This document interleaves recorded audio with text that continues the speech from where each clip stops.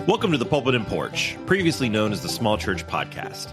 I'm Tony Marr, and with me is my friend Robert Kell. Hey everyone, we're glad you're here. The Pulpit and Porch is where we kick back, put up our feet, and talk about real life stuff of ministry, faith, community, and maybe a little sports and pop culture. Yeah, if you're expecting a perfectly polished sermon, you're probably in the wrong place. We're more about those honest heart-to-heart conversations, like the ones you'd have on the front porch with friends. Sometimes we stay on track, and sometimes we take the scenic route. That's half the fun, isn't it? Here we tackle the highs, the lows, and the in-betweens of church and of life. Every now and then, we'll welcome a few friends to the front porch and share stories and ideas that might just change the way that you see things. So whether you're a pastor, a church leader, or just someone who loves the church, pull up a chair, grab some sweet tea, and let's dive in. Welcome to the Pulpit and Porch. We've got a seat waiting for you.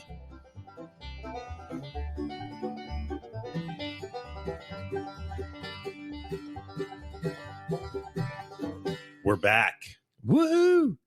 I mean, I've been here the whole time. I never left. You've been right here? Right here in your house while you were on vacation. Yeah. That's not weird at all, is it? Not at all. I needed someone to take care of the dogs. That I would have done. We did get snow while you were gone. And I was, I was sitting in shorts and a t-shirt and 80 degrees.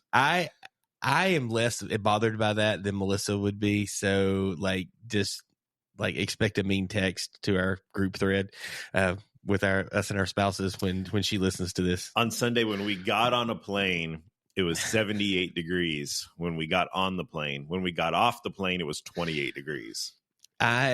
When we lived in Florida for a season, I remember we left one Sunday. It was Thanksgiving, or probably Christmas, and we finished Sunday and I was in flip-flops. I wore jeans to church, but I was in flip-flops, jeans, and a polo. And I just didn't change. It didn't change anything. I just hopped in the van and we started driving, and we got to Virginia late that night. And I got out of the van and my insides hurt. It was so cold. Yeah. It literally snowed like a foot that night. It was so cold, so miserable. It was so bad. And so I don't mind cold. I love snow, but when you're talking wind chills in the negatives and, the actual temperatures, single digits, I'm this is just not my jam. I also don't want to be hot all the time. It's funny because it was mid-February when we were in Las Vegas, and we're walking around. And February, when the sun goes down, it gets pretty chilly down there, lower 50s, upper 40s. And you're seeing people walking around that are wearing their big parka coats and hoods and everything. And I said to Amanda, my wife, I said, have I just adapted? I said, I think you've just adapted because this feels great. But I remember when I lived there that I had my big starter coat and all fleeced out because it was freezing. Man, it's 43 degrees and it feels like negative 50 here to the locals. But for us, it feels like spring break. The church I was on staff at, there was me and this guy that was from Alaska how do you say that? He had moved from New York, but he was from Alaska. So is it from Alaska via New York? By way of New York? Yeah. And so did I say that correctly ish? Yeah. So he, and so literally he and I, it would be everybody else was dying. It'd be mid-December and we would be showing up to work in flip-flops and short sleeve shirts and okay, maybe a light jacket. And everybody else was just it'd be September 5th, first Sunday after Labor Day, and everybody starts showing up with their scarves on, and Melissa would look around, and one of the other staff wives said, you got to wear it when you can, or you can't wear it all, because everybody was super trendy and stuff and wanted to do all these things. And I was like, I'm not cool enough to do this. I actually walked in one day with the same shirt on as our worship pastor's kid, who was 3 at the time.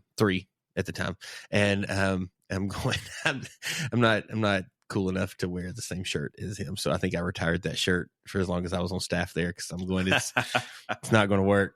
Not going to work. But yeah, people just wear what they you get to that, like I said, that world, you acclimate to things. And, if you want to wear a specific type of coat, or, you want to wear toboggans, you want to wear those types of things. You got to wear it when you can. And that's the thing, people start to wear it, and then their body does. You start to acclimate really quickly to things over a year or two. And all of a sudden it's 85 degrees and you're going, it's a little chilly outside. And I'm going, are you kidding me? Like, it's not 45 degrees. So here we go. But so Vegas was good though. It was incredible. Yeah. Really great trip. Really great time for Amanda and I she had a conference a couple of times, got to meet a couple of really cool people. Some of them won't mean anything to you, but got to meet Chris Hansen, Dateline. Oh, NBC, yeah. I was thinking like Mbop guy, like one of the Mbop brothers, the Hansen brothers. Yeah, got to meet him. And then also got to meet, this probably won't mean anything to you, but Lon Kruger, who was the head coach of the UNLV Running Rebels for several years. And then he was the head coach at Oklahoma. I think he's a Hall of Fame basketball coach. His son is currently the head coach of UNLV. But got to meet him, talk to him for a minute. That was really cool. It was a really, really great time. We did a lot of amazing things. And Sunday, before we got on the plane, our flight didn't leave until 4:00 Sunday afternoon. So we had to be out of our condo by 10. So we got up and we drove over to my home church, to Central Christian Church in Las Vegas. Love Judd and his team. Yeah. And we got to go to service there. Yeah, I've never been there, but in COVID, like Judd really, via the interwebs, shepherded me and my family a little bit. And so, really thankful for those guys. Yeah. So we got to go to church there, go check out one of their services there before we hit In-N-Out Burger and on the way out of town. 2026, baby. Me and you, road trip to Nashville. Oh, they're building them here. Yeah. It's coming to Nashville. No, Tri-Cities. Is it really going to build one here? Yep. How soon? So I think they said within the first year that they open up. We were talking about it just last night, that they are shutting down their Irvine corporate headquarters and moving their corporate headquarters to Franklin, Tennessee. Yeah, right outside of Nashville. That's what I heard. And they're hoping to open 30 to 50 stores in Tennessee within their first couple of years. And they said 3 to 5 in the Tri-Cities area. Yeah, so Johnson City, Kingsport, Bristol, probably just across the state line in Bristol as well. Yeah, I can see that. That would be fun.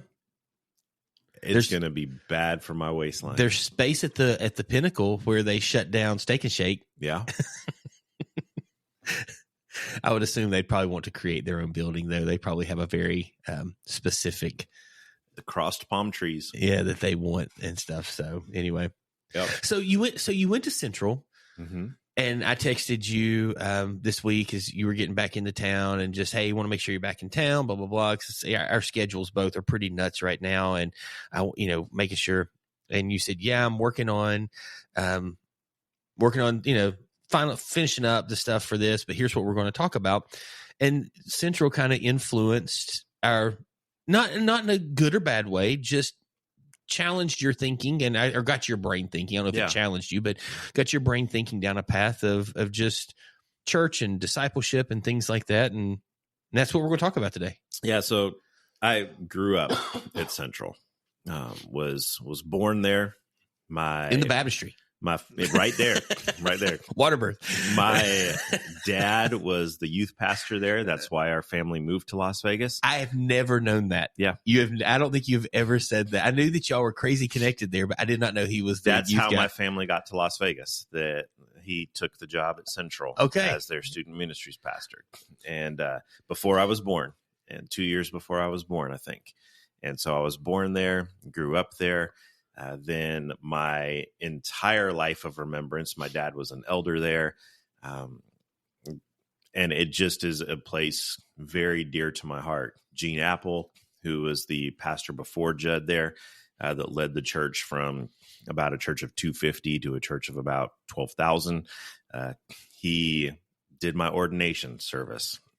So the place is ingrained in my DNA. Yeah. And going back there was something very special for me.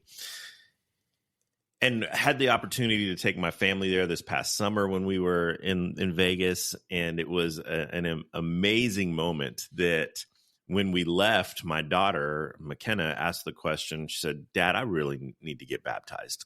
And so I really am thankful to that place, because questions and conversations that we'd been having for years, it was kind of that final nudge over the edge. And so will always hold an incredibly sacred and dear place in my heart and in my story.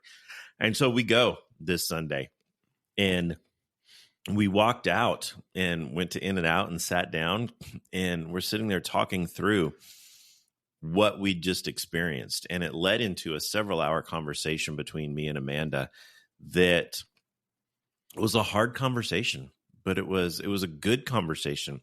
And some of the things that we're going to talk about today, I want to make it very clear, disclaimer from the beginning, that I love Central Church.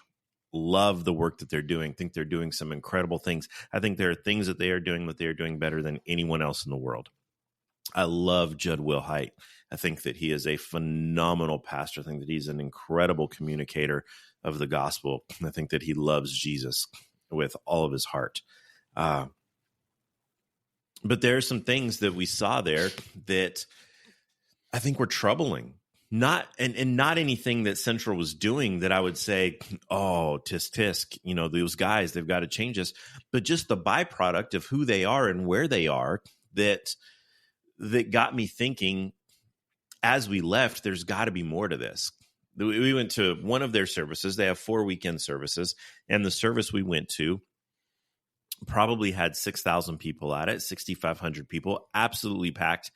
And from start to finish, from the moment we walked up and ran into our first greeter to the moment we left, everything was done with excellence. Nothing that could have been done any better. Their greeting team was phenomenal. They made sure you knew where to go, found a seat, had everything you needed. And with thousands of people, that's hard to do. They did it. Their worship team was unbelievable, amazing. Their welcome stuff made you feel at home, made you feel comfortable, made you feel wanted and welcomed. Judd tackled a very difficult passage in Revelation and did it without compromising truth, but yet did it in a way that answered questions that I think people had, and at the same time didn't completely offend people so much that people were getting up and walking out. He did it gracefully, but yet didn't compromise truth in any way. Did a really magnificent job. They had 7 baptisms in the service that we were at. All of this incredible, amazing things, right? But yet as we're walking out, I'm looking at all these people who are leaving with smiles on their faces, and I'm thinking, now what? Yeah, what's next? What's next? What's next for these people? And for the vast, vast majority of them, I would say next is coming back at 9:45 next Sunday, or in 2 weeks on Sunday, or 3 weeks on Sunday, however their schedule fits, for them to come and sit in this comfortable chair for another hour and 10, and then walk out and do it again. And so today we're having this conversation between balancing attractional and transformational as a church. That I think everybody wants people to come to their church and enjoy their experience at their church. Yeah. But at the same time, the church shouldn't be something that you come to. The church should be something that you're a part of. And there has to be a transformation in our lives from being a part of the body of Christ and our introduction in Jesus in our lives. There has to be transformation that happens in us and in our world. And so how do you balance being an attractional church with true discipleship? Yeah, I mean, I think, and my thought would be that every person listening that really leads a church, that this is a question that I know I struggle with. We spent 20 minutes before the show talking about this and tensions that I'm in with how do we do this and how do we move in this space?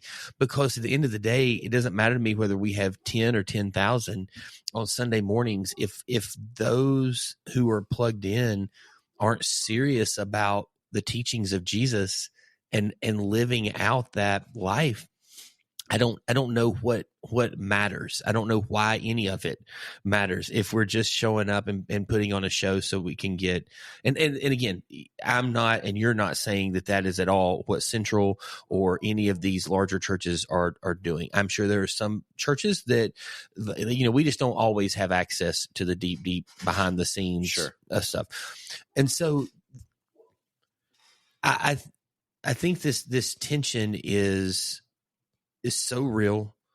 It's a hard place to balance, because if we're doing things at a high level,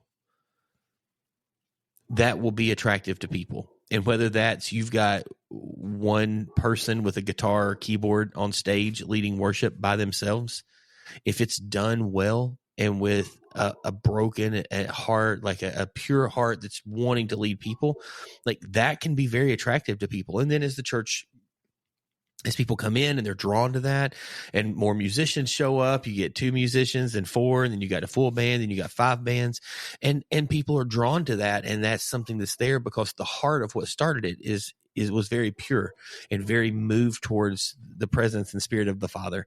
But, in the same way, it's as people show up and become a part of what America has created the Sunday morning process to be, the tension is always, how do we help people move into a place? We've said this on here. I say it on Sundays. You've said it on Sundays. Circles, not rows. How do we move people to circles? Because that's where life change really starts to happen, as you start to open up the scriptures and you start to sit and sharing one another's burdens and living in that space, even in moments where, you and I both would say open up scriptures is important, but there's moments where I meet with my friends, and it isn't like we just get out our YouVersion app and we sit there and go, brother, what were you learning today in the book of Hosea? I mean, it's, hey, how are you? And there is a biblical principle in that of sharing one another's burdens and going. And so how do you get to that place to where true ministry and life change is starting to happen, and not just church attendance? Check. Got that part done this week. See you in 3 weeks when my kids' travel tournament's over and I don't have to do this, and I'm going to be a little tired, so I'll sleep in. Like, or maybe there's some people come, 52 weeks a year. They never miss. They plan their vacations around it. Like they just love church, but they're not necessarily stepping into the fullness of what following Jesus would mean and be. Yeah. So let's really quick, for some of our listeners that maybe don't even know what we're talking about, what makes a church attractional? Well, I mean, if you start to look back, I mean, it's kind of hard for me. I didn't grow up in these circles. And so I've tried to keep up. Tried to understand a little bit. You go back and there's some, churches probably in the 80s that came along that started to be what a lot of people would call seeker sensitive. So I grew up in a space where, like, God said it, that settles it, and we're standing on business. I mean, we are, like, it is just what we're doing here, and this is what we're going to be. And so it was more about just everything was incredibly, I'll call it churchy. So like everything about it was geared for insiders. Like when you showed up, which, by the way, and this is not a time for this podcast, I have a lot of questions around who should Sunday morning be for? And so I have a ton of questions around that, and I don't have a lot of great answers right now. And I've been asking these questions for years, just working little steps of who is Sunday morning for.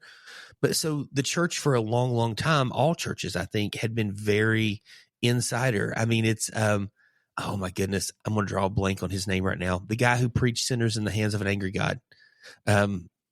It'll come to me later. He preached it backwards. His back was to the crowd because the lighting was better, and he read a sermon with his back to the crowd that has become one of the most popular talked about sermons in seminary and things like that, and going through, and like, it's just this like huge thing. Like, it was very churchy. So when things happen, people stand up and sit down and you just go, oh, I'm supposed to know that. And then we can call it attractional, we can call it seeker sensitive. This model came to where, hey, we're going to open up with a journey song because we're talking about belief today. Well, it really came to create an environment for people that had had bad or boring church experiences in their past. And it was this whole thing of we're going to be sensitive to the fact that people maybe aren't following Jesus. And I hate to say it this way, and you can correct me if you think I'm wrong or if I'm overstepping, it became a way of, if people aren't going to be disciples that make disciples, how do we make the church a place that people can show up? And at least if they're here, we've got a shot, as opposed to us continuing to do things the way they used to be. And church attendance kind of became like, if we can grow the church, at least people are hearing the gospel, and maybe we can motivate somebody to go out and be a disciple, instead of continuing just to double down on the discipleship. By its definition, an attractional church is a church that wants to attract people. It wants to bring them in with experiences, right? And so we make it an experience that it's inviting, it's exciting, and we want to make church a place that people want to come back to. They look forward to coming back to because of what they're going to experience while they're here. And you and I are both storytellers, and I think that can be seen as attractional sometimes, even though literally you are an exegetical storyteller. I mean, you spent 972 weeks teaching, 1 Corinthians or something at your church one time. And it's like you are a very verse by verse work through, but you're a storyteller inside of that.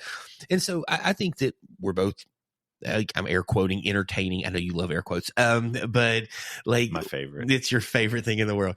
And you're looking at me, but nobody else was, and I didn't want them to not know I was air quoting it. But those are things that I just think it's hard to look at. And so so it's just something where people who either weren't coming to church, hadn't been in church, had gotten hurt by the church.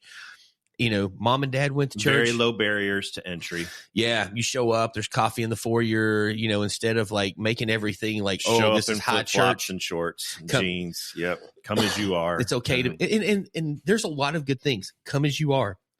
It's okay to not be okay. You belong here. Which was massive on the outside of the building at Central. It's okay to not be okay. And there's a couple churches in town here where we live that use that. And they're not quite as big a banner, but they've got some banners out in front of their churches and things where it's okay to not be okay. And I think that's a thing of like, how do you navigate that space well? And so that's kind of what attractional is. And then I think that on the flip side, how do you define discipleship? Like a church that's a disciple-based church. So we're giving people kind of a starting point for what we're thinking here. Yeah, I would say taking people deeper, creating, and I'm going to steal a term from a very seeker-sensitive church, what used to be attractional church, but creating fully devoted followers of Jesus Christ. Yeah. And you and I talk, and we literally were talking right before about these ideas that have sat in our brains and things that we try and do, or that we have done in certain settings of this, almost cafe worship of putting people in smaller groups around tables inside of a big room. And so instead of trying to send 30 groups out into homes, we put 30 tables in a room, and we put people around those tables, and we kind of storytell through questions and things like that. And then they discuss, and then, you spend an hour, and one person, you got your worship pastor sings one song, everybody worships for a second. And then you just start, hey, sit down at your table and answer this question. And they laugh and talk and answer, and you move through. And so, there's that, and there's, home groups, and there's one-on-one discipleship. There's a men's group, a women's group. There's all these things, but it's something that's a little bit more. And again, I would say there are moments in my life where experiencing God was really needed. Like me sitting across the table from some people I respected and working through that book and thinking through that idea. No difference in doing experiencing God and me reading John Mark Comer's new book. I do about the same level of work when I'm going, oh, he mentioned 16 verses in this chapter. I'm going to research those verses. I'm going to do some work. I'm going to figure this out. So I think that there's moments but you're talking like, this is more sitting across the table, and this, how do we be disciples that make disciples? And typically there's one person at the table that understands that concept maybe a little more than others, that helps navigate that conversation. And then the person who's the master teacher or that's facilitating the discussion helps to move the process along. And it encourages people through small groups then to spend more time together, to hang out, to go watch the Super Bowl together, to have coffee during the week, to have people over for dinner, and continue these conversations of how do we, and then you start to invest in the people where you live, work, and play, who, as you're praying for disciplable people to go. Yeah, and I would say that's discipleship. Yeah. Is being a follower of Jesus 6 days of the week, and not just on one day of the week. We get a Sabbath. 6. I'm so sorry. I think I knew what you were saying. If that was so funny, just, hey, 6 days, one day, don't worry about it. That's 6 days. No, I do. I totally knew what you meant. All 7 days. Yeah, like 6 days plus the one, not just plus the one. That everyone who's there. Yes, everyone who's there is showing up to grow in wisdom and stature like Jesus did. So, and again, I want to say that what we experienced at Central this past weekend was incredible. One of the main components that you see of a lot of attractional churches is that a lot of times attractional churches tend to speak to cultural issues and not so much biblical issues. They tend to speak more to topics that resonate with their audience, making it feel like this is something universal for everyone, applicable to everyday life. Judd, their Central is in a series on the book of Revelation, which is really difficult, and he didn't shy away from some difficult passages in there. And so biblical literacy, I think, is a huge component of discipleship. And so they're doing that. For me, the tension came in looking around this room and seeing thousands upon thousands of people that were walking out of there with a smile on their face because they just experienced something moving to them. Right. So exactly what an attractional church wants to do, they accomplished A++. But then on Tuesday, when that person gets a call from their doctor saying that test results came back and they need to come in and have a meeting, or when they walk in to their office the next morning on Monday and their boss pulls them in and says there's cutbacks coming and I'm sorry, we've got a severance check for you. Please clean out your desk. Or when their spouse says, hey, I am not into this relationship. It's been real. It's been fun, but it's not real fun anymore. Yeah, so, yeah. Yeah. Then what? Then what happens? And so there has to be more, I feel like. And Central may do a great job of that. There are many, many churches that do more. We didn't see that in that hour that we were there. And so that poses my next question for you. Can a church be both attractional and deeply rooted in discipleship? I was so waiting for you to take a breath so I could ask that question to you. Okay. For me, if you want to ask it to me, I'll answer it for you. I think absolutely they can. I do too. I don't think the two are mutually exclusive. No. Go ahead. No, go.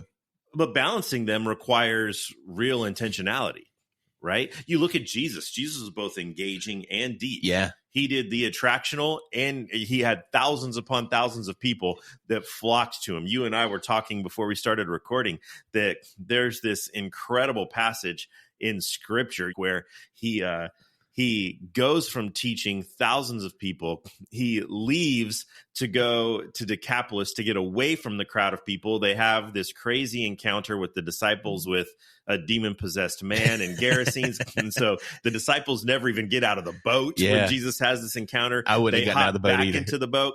And it says, Scripture actually says, as they were coming back across the sea, that they could see the people running around to the seashore to get to them. And then they get to the other side and the crowds are so big. Jesus was definitely attractional. Yeah. People came, they traveled for days to come and hear him teach and hear him speak and bring their sick to him, bring their hurt to him, bring their needs to him.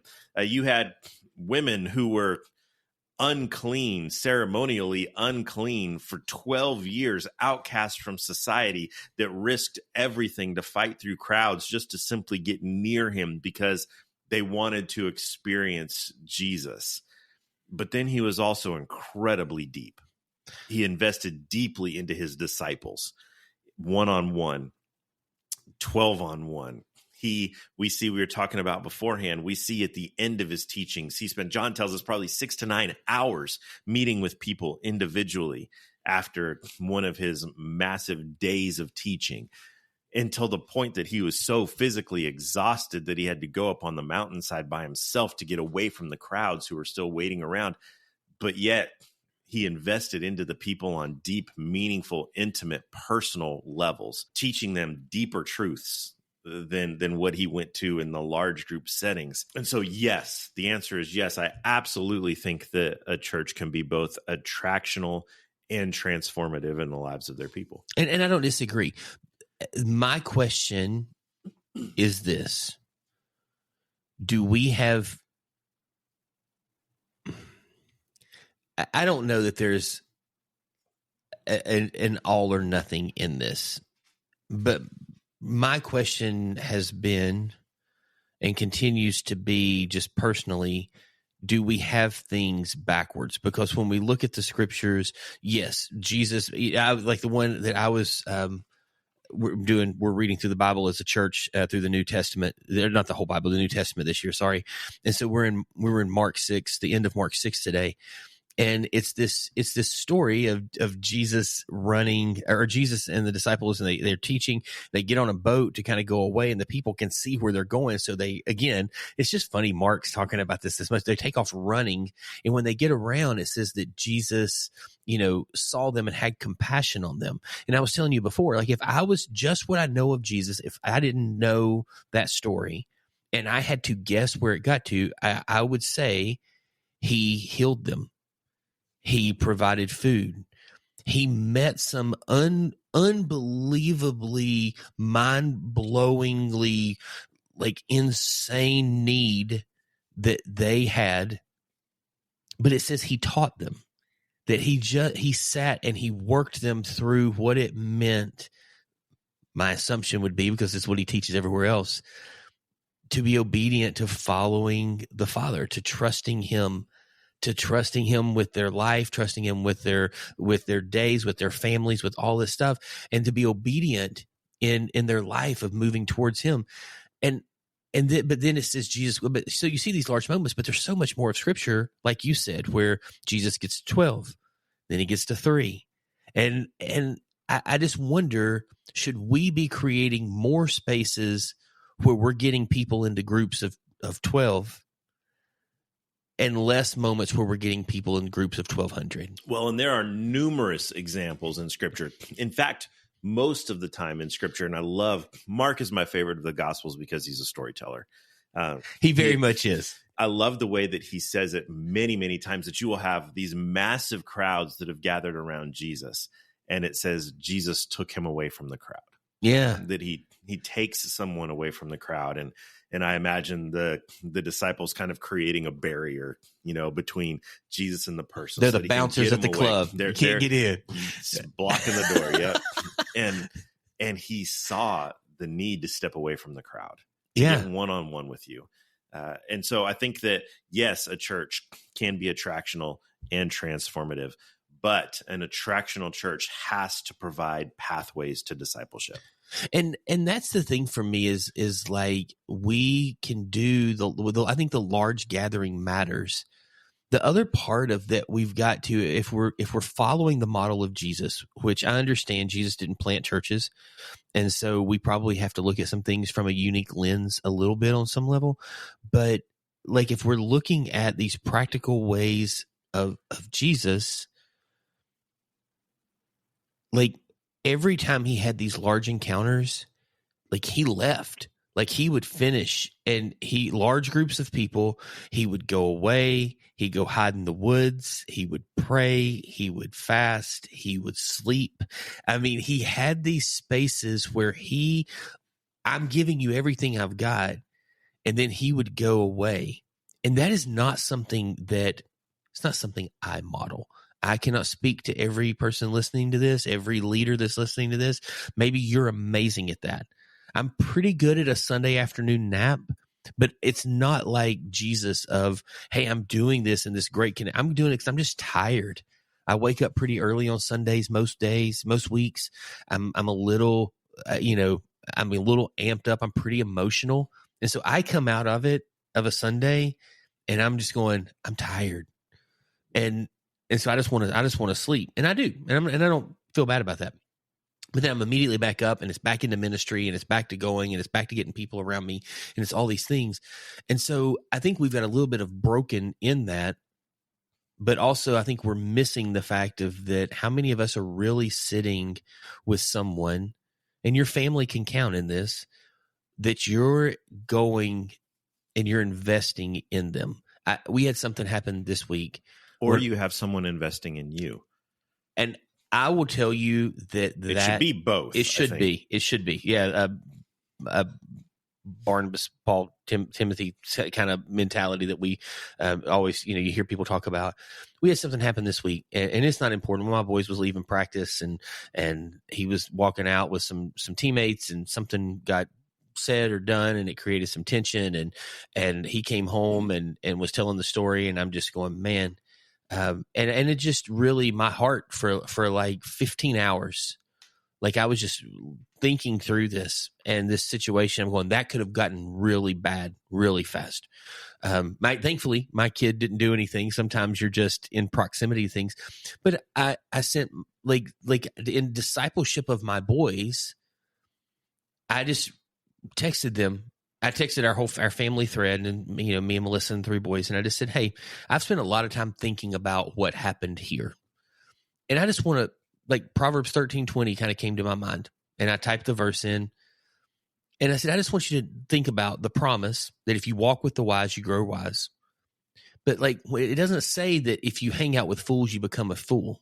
It says if you're a companion of fools, you will suffer the same harm, the same consequences, the same trouble, the same punishment that they do. I understand that sometimes you're just getting from point A to point B and you can't always control, but at any time you can, and you think about, I might be better off holding back. I might be better off getting ahead. I might be better off talking to the coach for 5 more minutes and then walking out. I might be better off not going to that space because unwise leads. And I think that's the thing, is like, who in your life is sitting and speaking into you? I'm thankful to have you and have a couple other pastors. I've got a 85-year-old mentor. We should get him on here. He's a hoot, great South African accent and all those things. But like, I'm thankful to have people who I can confess and I can say, hey, today's a day that it's going to have to be okay to not be okay, because that's where I'm at. And you all go, okay, how do we fix that? And I think that is such a big deal. And I also think that, confess your burdens to one another, confess your sins to one another, share where you're at. And that starts to be this part of discipleship, because that's in the moment we start to point people towards Jesus. And that just can't happen with the best storytellers in the world standing in front of you, pointing you towards a verse and going, hey, hope you got that. Have a good day, because I gotta move on, man. We got another service in 15 minutes. And that's just a hard thing for me to do. And I just wonder if we've got some things out of order. And those are questions I'm asking. Yeah, I think that you're spot on with that. And I think that it requires moving people beyond Sunday mornings. Yeah. That there has to be a pathway that is clearly demonstrated and articulated to move people beyond Sunday mornings. The worship experience can draw people in. It can be a great entry for people into what it means to be a Christian, a follower of Jesus. But discipleship happens in relationships. Discipleship happens in study. Discipleship happens in daily life. Churches that only focus on Sunday experiences without offering next steps, I think there's the potential to struggle with depth. Well, and that kind of leads to this next thought. So I know that, we talk all the time. Like, we've had segments at points in times where we talk about the culture and the media and the entertainment that we consume and what we're doing and stuff like that. Like,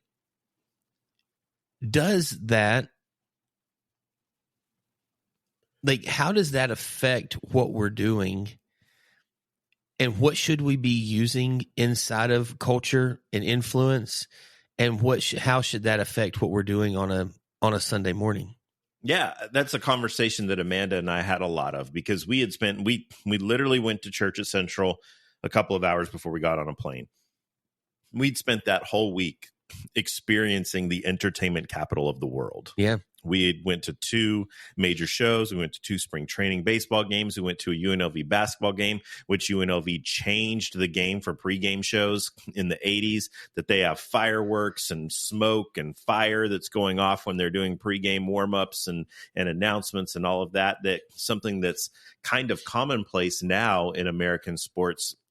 They changed the game for that in the 80s and 90s. We've got a high school locally that I don't know if you've seen the pictures where they just had their gymnasium redone. And like they can take and change the entire, when they're doing warm-ups and stuff, like they can literally, and it's one of those things, like they were definitely influenced, and we can start tracking that back over 40 years back to the 80s.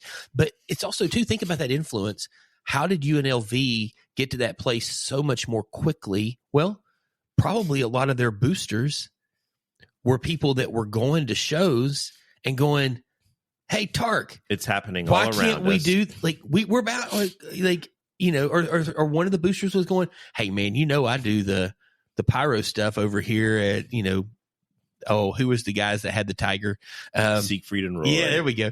You know, I'm doing the pyro over here at this, or I've got this here, this here, this here." And they're just going, "Yeah, let's do that. That'd be awesome." Yeah. So we've talked about this a lot just recently on our Super Bowl shows, the episodes that we did, that we have this, our culture has this expectation for engagement with anything that we participate in, that we're accustomed to high quality. We're accustomed to well-produced experiences. You've got everything that we look at on the internet now, right? You've got from concerts, TED Talks, social media posts that people are doing these elaborate things now. It's raised the bar for how we consume information. We have shorter attention spans that we've talked about. We've got this deep desire for emotional connection with what we're consuming, that we want it to mean something to us. And so I think all of this factors into that there is this entertainment culture that we want to be entertained,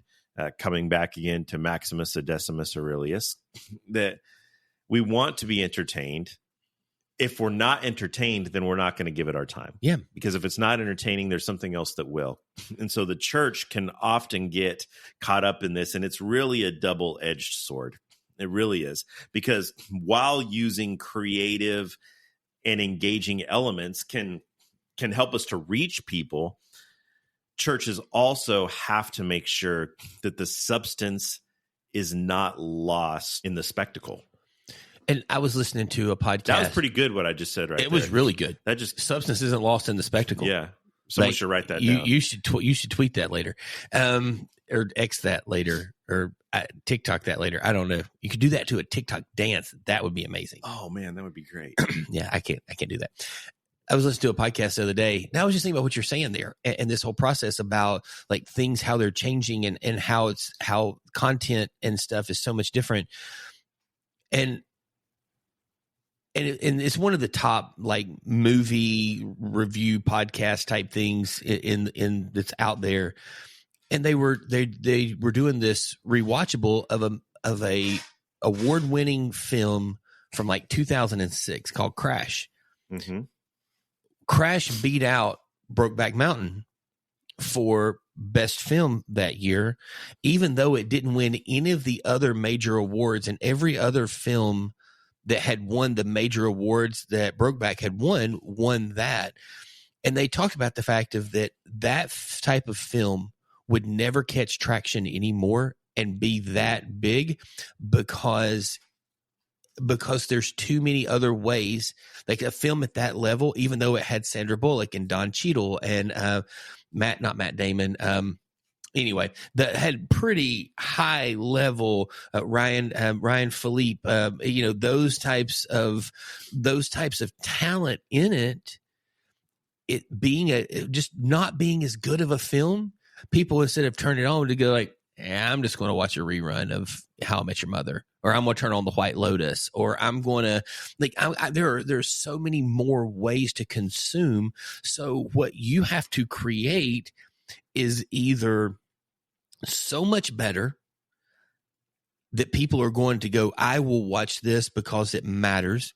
Wicked is coming out on Peacock, middle end of next month. I think somewhere 21st ish, on Peacock. Peacock will break that day. Like, they will not be able, it'll be like the Tyson, Paul fight. Like, it will break the internet. So many people will be trying to watch that the moment it comes out. You've got to create that level of a spectacle, or you've got to create some type of special content that people are willing to overlook and to move past, that it might not be the same thing because it moves them to feel something. So it's either so big culturally they go, and I just don't think that, this sounds terrible. I don't think that 99.9% of the churches in the world can create a spectacle. We don't have the budget. We don't have the talent. We don't have anything that's needed. So our entire focus is based on content wrapped around a guy that was born in a almost mystical way, that lived a perfect life, that died, rose again, and set an example for us in just over 3 years of his life to follow the Father, or to follow his example, to honor and to be in relationship with the Father. And we do that through another mystical thing called the Holy Spirit that most of us don't understand that well. And our job as leaders in churches is to find a way through prayer and fasting and silence and solitude and all these things that we talk about in these disciplines and practices of the ways of Jesus, to help people do that. And it's such a lost thing. And like I said, that quote that you just said, I mean, the substance in the spectacle, the substance is so readily available, but there's too many of us that, even inside of trying to create our version of whatever conference that we went to or whatever church we're watching on YouTube, we're just trying to create our version of some spectacle. And God just never called us to do that. He is the spectacle. He is the only thing that should be creating that level of energy. And I'm not saying you shouldn't do things well. And I don't look at Central or Passion City or North Point or Life Church or any of these churches out there that I feel like are doing good things at a crazy, crazy high level. I don't look at any of them and go, oh, they shouldn't be doing that well. I'm just going, like you said, what's happening behind the scenes? How are they moving people to be disciples, to follow, to make disciples? Yeah, and I think it's easy to pound on the large mega churches and say, you guys aren't doing this, when the fact of the matter is a lot of the smaller churches are not doing it either. Yeah.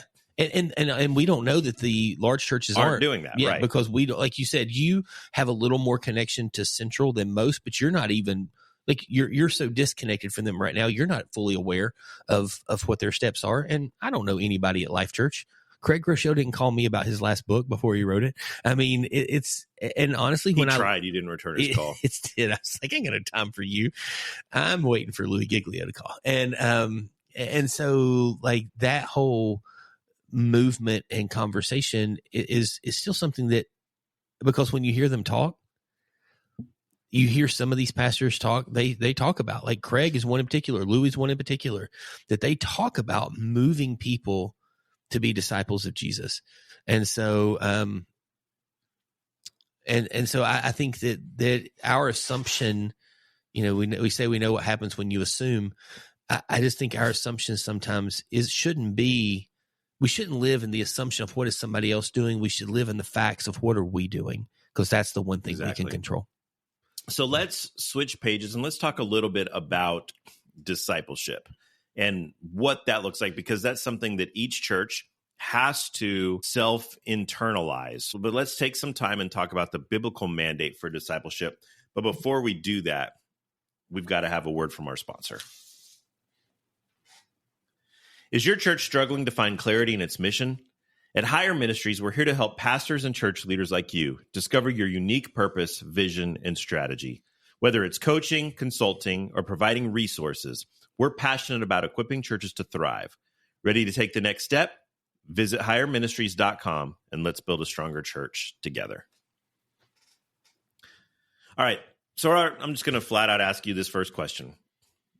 According to Scripture, what does discipleship look like? Do I just quote Matthew 28 or you can quote Matthew 28, you can quote Luke 9, you could quote John 15, you can quote Acts 2.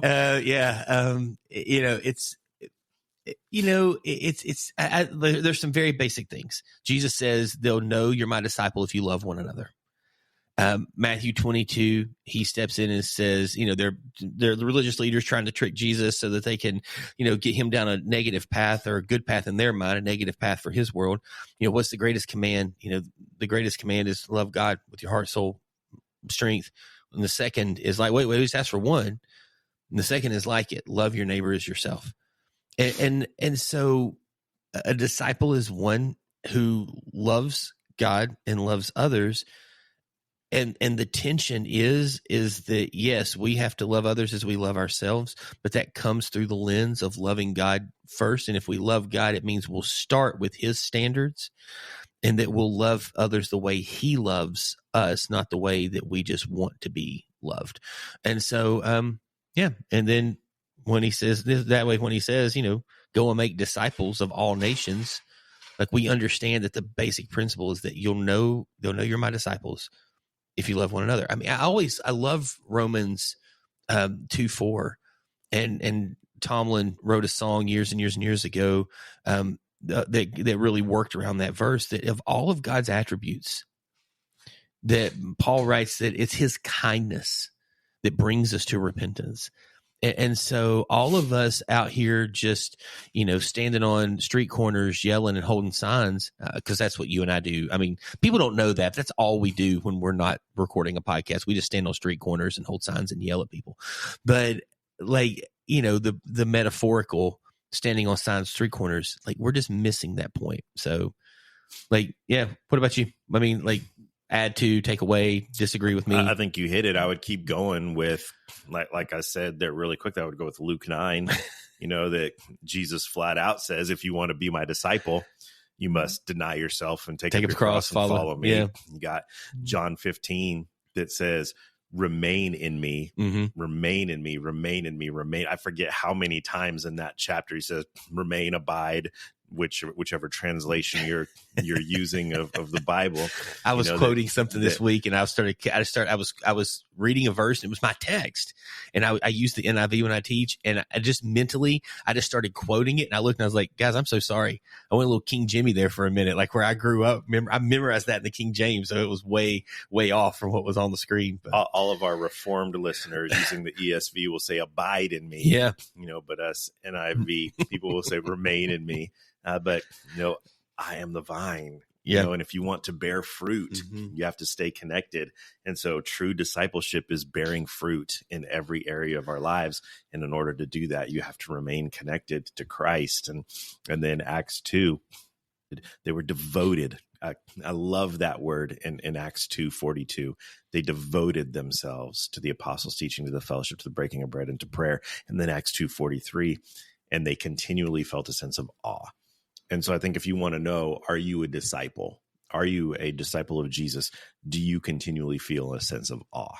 I think that's the byproduct of being connected to the vine, of bearing fruit, of doing those things, is that you have this continual sense of awe in what God is doing, both in you and through you. And so, I think that it comes back to what I said initially when you asked me the question. I think we were recording, maybe we weren't. I don't remember. When you said, what is discipleship? And it's simply, it's not just being a fan of Jesus. I think we've got a lot of fans of Jesus out there that are a part of attractional churches, and they're big fans. It's not just about being a fan of Jesus. It's about following him in every aspect of our life. Shout out Kyle Adelman. Not a fan. Yeah.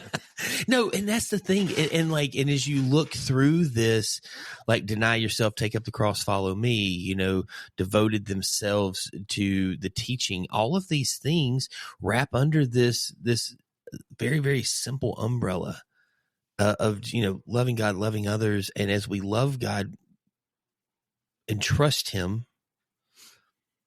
it doesn't always make these things easy, but because of the awe, because of like the kindness, we go, okay, I can navigate this today, and I want to be faithful and committed to that. And I just think that's such a big step, big space. It is. Do you think that we've replaced discipleship with surface level engagement as a church, capital T, capital C? I want to say yes, because what we get concerned about are, do I have enough money to keep the lights on to get my paycheck? And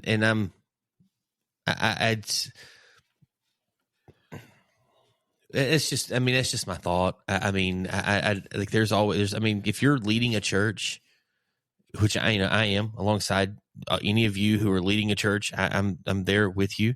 There's just days where you're going, if we don't hit these numbers every week with giving on average, giving attendance. Yeah. And I'm and I'm in a very different world than probably maybe everyone listening to this. Like if you're a small church and you're in that space, like I've got 2 other churches that help us get through, because we aren't going to make our budget this year, minus God doing something huge in the hearts and lives of myself and everyone who attends. Like generosity is required of following Jesus, but generosity inside of the church and people being faithful in that giving, which we talked about that in an episode months and months and months ago. Like that's a whole thing of, like, it requires, the church needs that to keep all those things going. So there's always a thought of, if we're down 10 people, are those 10 people still going to, so there are these moments now. Yeah, I think we get distracted with that and we get focused on the wrong things.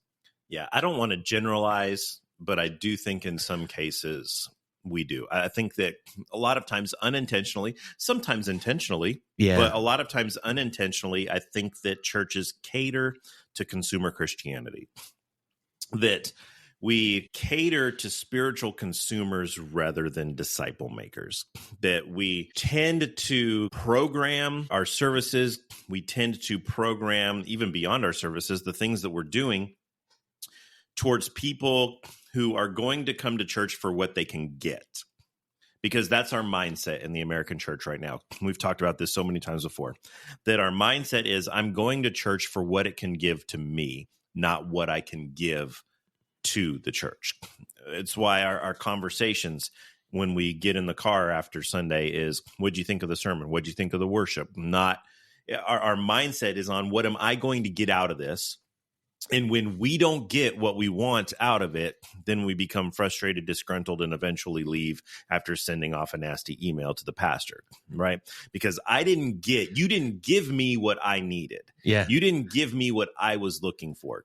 And when you have 2, 3, 10, 20, 40, 50, 100 of these emails that come through, then leadership, as leaders, we can contend to try to switch our process of what we're doing to cater to these consumer Christians who are simply just here for what they can get, not what they can give. Yeah. And that's the thing is that, like, and look, as leaders, like, we can make mistakes. And I think that's something that we have to be incredibly self-aware of. Like, hey, okay, if I'm getting 2, 3, 4 emails, like, is this me, or is this did we make a shift? Did I, along with our leadership, make a shift that, hey, we're not going to be focused on these three things. We're going to be focused on being disciples that are making disciples that are following the ways of Jesus as we live our lives.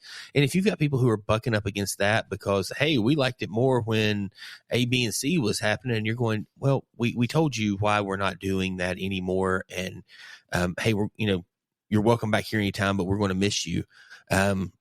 And we're praying you land somewhere that can meet those needs. But I just think that, like, we have to be self-aware. But I said this to you, I know this was before the air. I'm so broken right now in my heart. And I'm looking at this at myself, and I'm asking myself these questions. And I'm just broken with the fact of people who, like, wanting to be entertained, wanting church to look like it did when they were growing up. And yet the vast majority of people have, and I actually think this is important. Like, when your daughter wanted to get baptized, I didn't say, well, I'm the pastor, like, you baptized your daughter. I mean, like, the person who's making the impact in a person's life, like, that leads them to following Jesus, that leads them to be a disciple, like, that person did the work. They get to be a part of that celebration moment as well. And the vast majority of people have not led anyone. They're not leading anyone to Jesus. When people come to me, in those conversations, and, I've done this a long time now, and people come and sit with me, and I wish that when I was 22, I could say the same things that now that I'm 49. But in that space, in that moment, like, I just ask people when they're like, hey, it's not really working for me anymore. And I always say, I hope you land somewhere that can encourage you to follow Jesus in a way that you'll sit across the table from someone and just go, tell me your story. Like, let me hear, like, tell me. And people go, I don't know what that means. It's like, do you have a mom? Was it a cold day in December when you were born? And, like, just tell me your story. Oh, that's interesting. Tell me more about that. And eventually, as people start to share, they'll get to the hurt, the pain, the struggle. And God just opens these incredible doors to do that. And if people aren't doing that, it doesn't matter what we do on Sundays if they're not willing to shift and adjust and move their lives to that place. Yeah, I agree completely.